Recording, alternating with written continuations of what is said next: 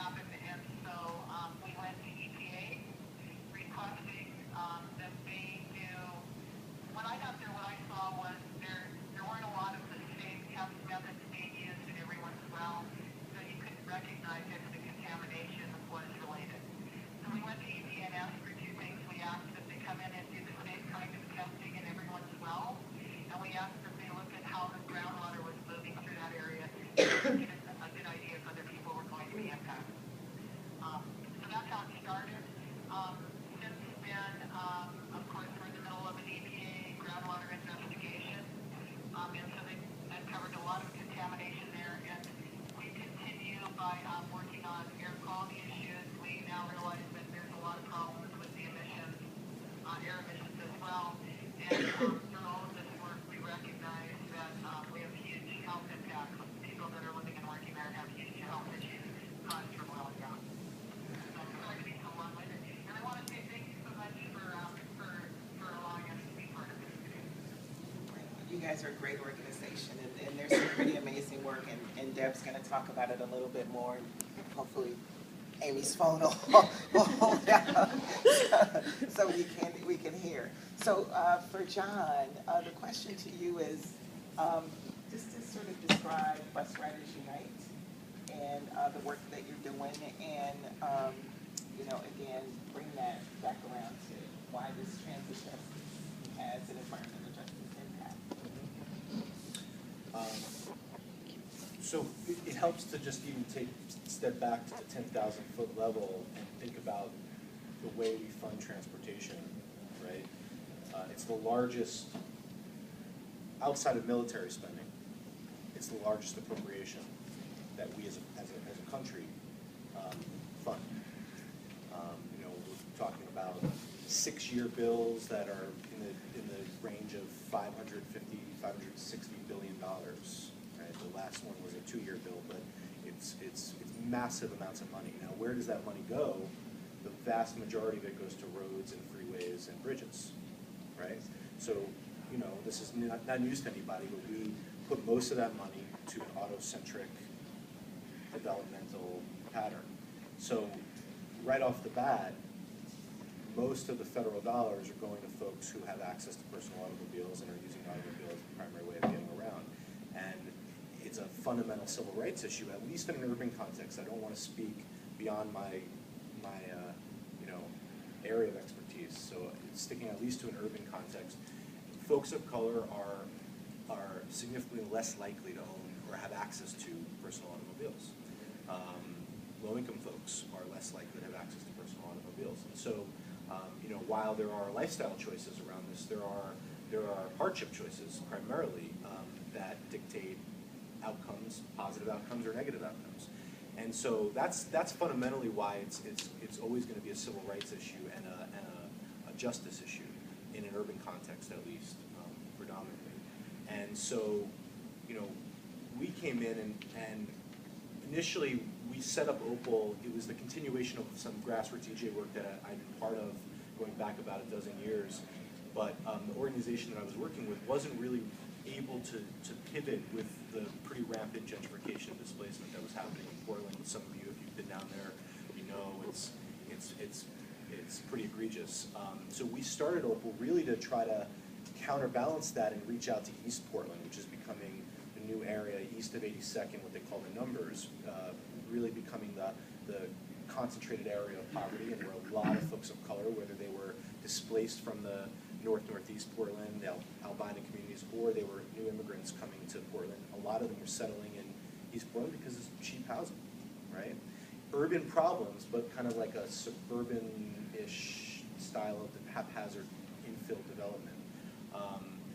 Really poor bus service. So what you have right now is you have a concentration of transit-dependent folks and dwindling service. So you have a classic tension point. So we're out there in East Portland doing our organizing. And when we started, though, we were really talking about air quality and asthma. And it's not that those issues aren't important, but they weren't quite resonating to the level where this was 2007, 2008. People want to talk about jobs. They want to talk always about crime and safety, right? We couldn't really do much about that. But what we kept hearing was, I can't even get to my job interview. I can't get to my workforce development site. I can't get to the doctor. It takes me an hour to get to the grocery store, particularly if you live out in East Portland where it's a food desert. And so we kept hearing transportation at the doors. And being an EJ organization, we have to go with what the community wants to go with. And so we kind of just rolled with that. And there's an obvious connection to the air quality work. So in December '09, January 2010, we kicked off our transit justice program. And we've taken a lot of flack, and we still continue to take a lot of flack for being Bus Riders Unite, because Portland is known for its light rail, right? And so why aren't you guys transit riders? Why can't you be about all transit riders? Because what about those folks who ride the MAX? We work with all transit. A lot of our members take the MAX if they're lucky enough to live off the MAX line, right? But there's something about the bus that is it's one of those last spaces that is truly diverse, is truly not preordained. You don't kind of get on a bus and you don't really know what's going to happen, and you mix it up with all kinds of people, and that's really, it's really important. It's really important, I think, to the health of our metro regional economies, environments, social culture, et cetera. So we decided with our membership to say, hey, what about just prioritizing its identity around being a bus rider? And let's really solidify that and support that. And our folks love it, and they're proud of being bus riders. And so that's what we're trying to do, is really instill that identity and that pride in why bus service is so important. And so we've, it's hard when you're inside the organization, you don't know how effective you're being. When we hear that we're being effective, but in the grand scheme of things, Portland is building out their rail system and cutting bus service at the same time. So that's, how can you justify that? How can you reconcile that? You can't. The only way to do it is to really build up strength and power amongst bus riders to say enough, right? We've got enough rail, we've got enough big ticket capital projects that cost hundreds of millions, if not $1 billion. The next light rail that's going in right now is 7 miles for $1.4 billion. It's crazy. It's crazy. And we don't have enough money to just maintain the bus service that we currently have. We're cutting every year. We've lost 200,000 hours of bus service over the last 4 years. And fares are at an all-time high. So the value of a fare is at an all-time low, right? So bus riders are under attack. They're getting squeezed. And so what we're trying to do is push back against that and build up some power amongst that constituency to make real structural change. Not nickel and dime stuff, but really get into the bones and the culture of our regional transit authority, right? And fundamentally change the way that we're doing business. And so that's what Bus Riders Unite is about. Obviously, well, maybe not obviously, but I'm a white, privileged male civil rights lawyer. This is not, right? So I helped found OPAL, never intended to be sitting here as it's by happenstance, but Bus Riders Unite is a membership-driven program. It's almost like a little mini unincorporated program within OPAL, the umbrella, and they are, those folks on the leadership committee and in the membership are empowered to take that work and run with it. So they prioritize the campaigns.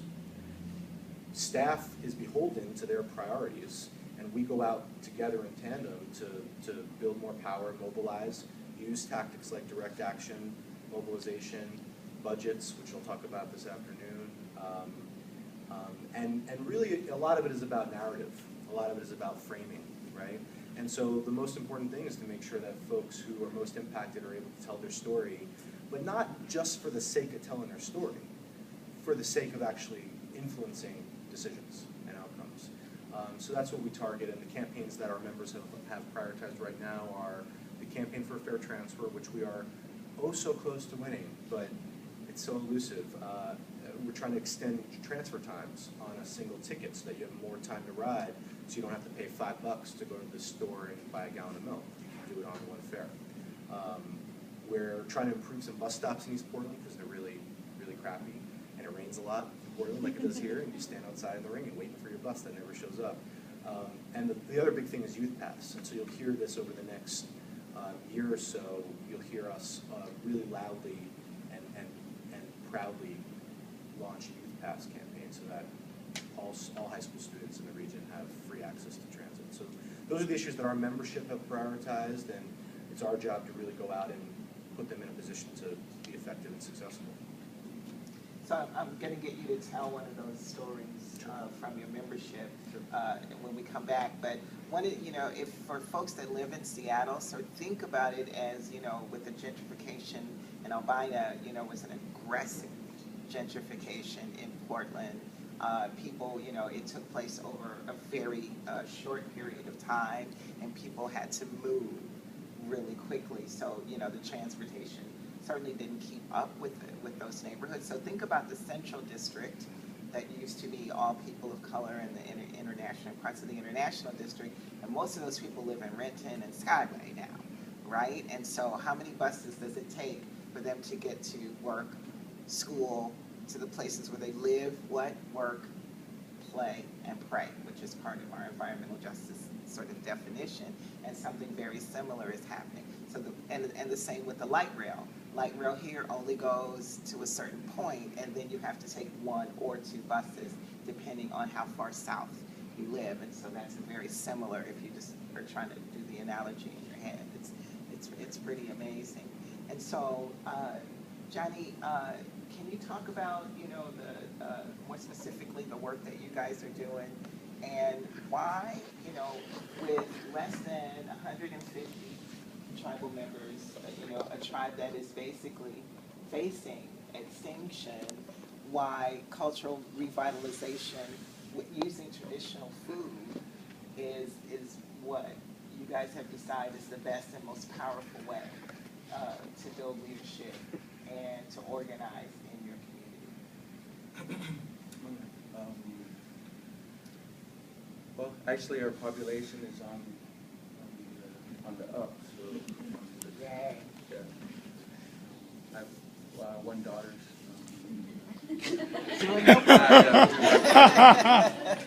So, nonetheless, my brother has 8 and he's younger than I am. But Definitely. so we're looking good. But getting back to the question. Wait, can you say that last Just, part? cultural food. Why is, you bring it back, traditional Okay. foods for your community. So it's the growing, it's the cooking, it's the sharing, it's the salmon, all of those things. Why did you choose that as a way to sort of, build the culture and leadership within the tribe? Well, it's our greatest value as one people. Salmon is when it's a part of our creation story, and I'll share a little bit. When the humans came and were created, and the place where my creation story takes place is actually flooded by a dam, but and our village is right next to the dam now. But Salmon stood up first and said that he would give his life to the people that were coming, and nourish their hearts, minds, and bodies with his flesh. Water actually stood up second and said that he would take care of salmon and also give his life to nourish the bodies, hearts, and minds of the people that were coming. And Deer was next and said that he would clothe us and nourish our bodies with his flesh too. So food really brings everyone together, and it's really our biggest value. To try to interpret some of the or one of the teachings that we have is food is our chief, or food is our boss. We follow the food. We're really kind of a migratory people, doing our annual cycles. So food brings everyone together, and it's really at the heart of our value.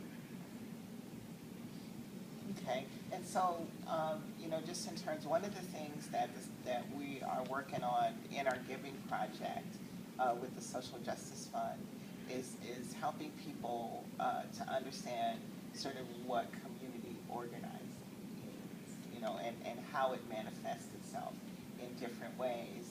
And so, you know, we talk about community organizing as first led by the people most affected, who come together to build power that they wouldn't normally have otherwise, that seek to connect itself to a larger movement and create and shift fundamental change within the systems.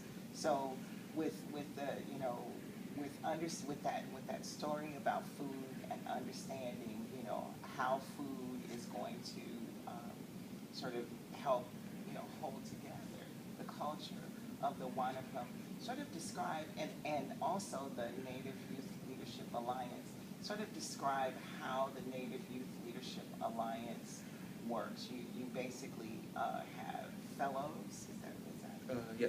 Okay, so explain that a little bit. Okay. So we actually raised our numbers just recently. We accepted a new class of fellows, 11 of them. So we have a new range of numbers. I got them right here. So we have 36 fellows, mainly in 5 states: the Northwest, from Washington, Montana, and Oregon, South Dakota, New Mexico, and Arizona. That's 6, I guess. So they're between the ages of early 20s to early 30s, over 20 different tribal affiliations, and we organize on diverse issues. It's a long-term thing, and it's a holistic approach that we take. In my community, one of our values is intergenerational. So the food really brings everyone together. We went through, I guess, about maybe, well, I shouldn't put it in years, but we went through a lot of generational trauma. I'm sure forced assimilation, and acculturalization. So really revitalizing these things is really a process of healing. But it's also re-identifying with really who we are. So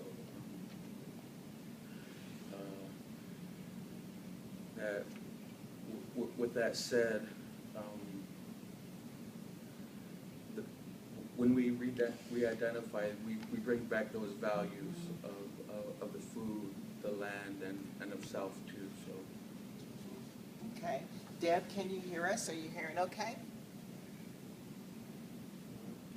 I think she hears us, but sometimes the speakerphone. Okay, no worries. Amy's got it handled. You to sort of angle that way so she can see, because she can't see you, John. Oh, that's because I'm leaning forward. So I need to lean back. Lean back.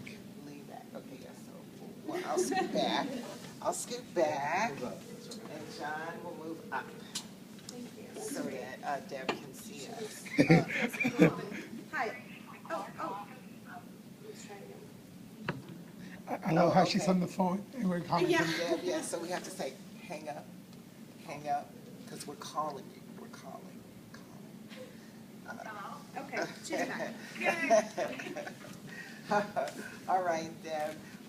So, you know, there with the Powder River Basin Coalition, you guys are working with the Pavilion community. Can you describe sort of what a particular incident that really sort of sparked the Pavilion River community of concerned citizens to come to Powder River Basin and seek their help? Sure. Well, there are lots of different groups in Wyoming that work on public lands issues because we have huge swaths of public land here, a lot of BLM land, Bureau of Land Management land, and also Forest Service land. But there are a lot of people who work on private property issues. And so it's interesting listening to the other people on the panel because I think it gets down to that same thing. It's, you know, when you're someone who lives in an area of impact, whatever your impact is, you have to wear so many hats in order to find out what your situation is and to get your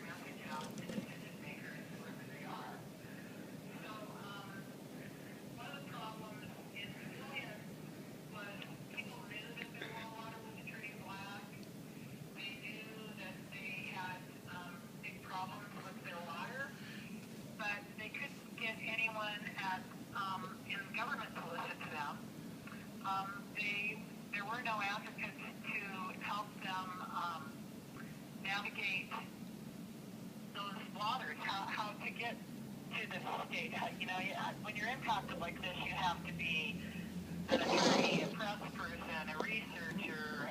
You know, you have a million hats to wear in addition to trying to raise your family and do your regular job.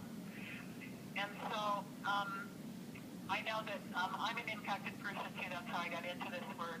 And so I know that in my case, when we started having impacts, everyone, including, interestingly enough, the state agencies told us you have to go to Powder River Basin because they're the only organization that's working on private property issues in the state. And so I think that's what brought people to us. I'm sure they were hearing the same thing. And of course, our main job is to be able to give that voice to those people so that they can explain what's happening to them on the ground, explain that their water is black, explain that everybody in the community has asthma and, you know, really strange degenerative diseases in an area that should be very clean. There's no industry there except for the oil and gas. So I guess is that answering your question? I'm seeing a lot of nods. I said I'm seeing a lot of nods. Okay, good. So I think that's why they came to us, and I think that's our power, is that we actually work with those people who are on the ground and who are being impacted rather than huge swaths of public land. That, you know, I think the real battle in the West is special places versus other places. And because the whole country uses fossil fuels, a lot of time the discussion is about saving the special places like Forest or Yellowstone Park or the places that people think are really beautiful. The reality is everyone's home, everyone's family is a special place. So I think what we try to do is we try to be able to give people that voice, to be able to tell their stories so that they can connect with those decision makers and, you know, explain that, yeah, this is special too, you know, and that it deserves a voice. Okay. All right. Thanks, Deb. I just want to let you know, Deb, that we have a technician here, so you may we may get cut off with the Skype, but we're still connected with the phone. So if for some reason you don't, if for some reason the Skype goes away, the technician will be, you know, we've got you on the phone. We can certainly hear you if we can't see you and you can't see us. Okay.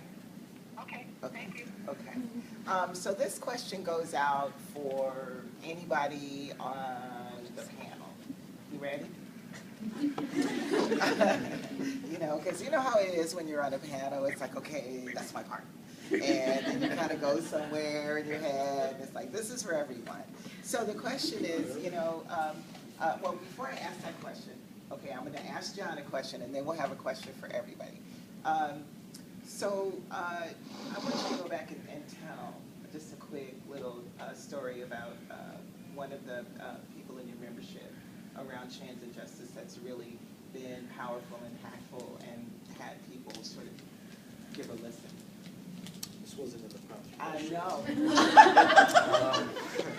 I mean, there are obviously thousands of stories. We don't have thousands of members. We have a dozen core members. We've got, on a good day, you know, we get probably consistently 35, 40 folks to our monthly membership meetings. Maybe we've got 65, 70 dues paying members. It's $5 for the entire year, which I'm like, can you please raise our dues? But they don't want to do it. So that's it.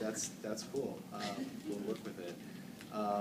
But you know, so Bus Riders Unite is multiracial. It's multi-generational. It's immigrants. It's multi-class. It's people with disabilities. It's, you know, young people, old people. So the stories really run the gamut. And it's probably hard to pick out one. I guess I could say there are some really difficult stories, particularly with immigrant families who come and who have to work difficult jobs. One of the challenges is that it's very hard for poor folks and working class folks to find ways to live close to where they work. That's a huge challenge. And so transportation becomes this very vital central thing. And in the Portland region, and I'm sure you can analogize it here to Seattle, you know, it's very common for us to have immigrant women or low-income folks who live way out in East Portland or even Gresham, East County, East Multnomah County, outside of Portland city limits, and travel all the way across to the west side of the region, you know, even to wealthier suburban towns like Lake Oswego, or which we call Lake No Negro because there's no black people there, and there's no, and you know, there's no affordable housing. There's not a single unit of subsidized housing in Lake Oswego. And so these very exclusive towns, yet they rely on working class folks to clean their office buildings and their homes and take care of their kids and all the same stuff. And so folks are having to do these ridiculous transportation journeys, right? They're journeys, they're not even commutes, just to get to and from their jobs. And so one of our members, her name is Adela Maza, she's from Guatemala, she's been in Portland for 25 years. She works 2 jobs, all cleaning, office building cleaning and hotel cleaning jobs. And she lives off of Outer Powell Boulevard, but the bus doesn't run early enough in the morning where she works, so she has to walk, you know, about a mile, maybe a mile and a half north to catch the bus that runs at 4:45 a.m. when she needs to catch it. And she'll go down, and then she has to come back and take care of her family, and then go back all the way across town to work a second job, which then gets out at 2 a.m. Buses aren't running. So she ends up having to either stay in the lobby of the hotel or in the 24-hour subway that's right there until 5 a.m. when the first buses run. So, you know, you can get a sense of, both from a monetary perspective, she's spending a lot of her money, a lot of her household income is going to transportation, but simply from a service frequency and a network perspective, you know, she has to spend more time walking, more time waiting, more time connecting, more time, dead time, just sitting around when she can't be productive, she can't be with her family, she can't be sleeping, right? Because the transit system doesn't work for working class folks who maybe who aren't on that 9-to-5 clip. So that's just, you know, one of many stories, and I threw my little Lake Oswego dig in there because Lake Oswego. I have to do that every time. But it also connects to the housing thing, right? And so we're starting to work on some housing issues because it's unjust that a jurisdiction can exclude affordable housing in their jurisdiction. That's fundamentally wrong. And so we're trying to repeal, we're one of 2 states in the country, Texas is the other state, that has prohibited this thing called inclusionary zoning. It's an inclusive housing policy that allows jurisdictions to require mixed income developments when they're being built, these new developments. We can't do that. Our jurisdictions can't do that because the home builders have so much power in our state that they've taken that power away. And so where OPAL is the driving coalition member trying to repeal this prohibition, and it's really about fighting money with people power. I mean, it's as straight up a money power game as you can get, and we're making progress. We are putting a major dent in we're not going to win it this session, but we're going to win it next session. I feel very confident. And that way, you know, folks like Adela perhaps will have the opportunity to live either a short bus ride or, God forbid, a short walk from where she has to work, and her quality of life will exponentially rise. So these things are all related, right? Transit, housing, health, jobs, they're all related. We can't be doing this work in silos. We really have to break it down and bring these issues together. Okay, so this is our question. Can you hear us, Deb? Give me the thumbs up if you can hear us. Okay, good. And so then, Amy, let's just make sure we can hear her. Deb, can you okay. say something to us? Sure. Okay, good. Great. All right. Tell us something. This is for the panel. You know, how do you know, for example, Johnny, your brother has 8 children. So you know, the question is, how do you know you're moving forward? You know, there's one indicator, but you know, what are the indicators that each of you are seeing that lets you know that your work is actually moving forward? Because remember, you know, I think Kylie did the iceberg thing, you know, where a lot of your organizing work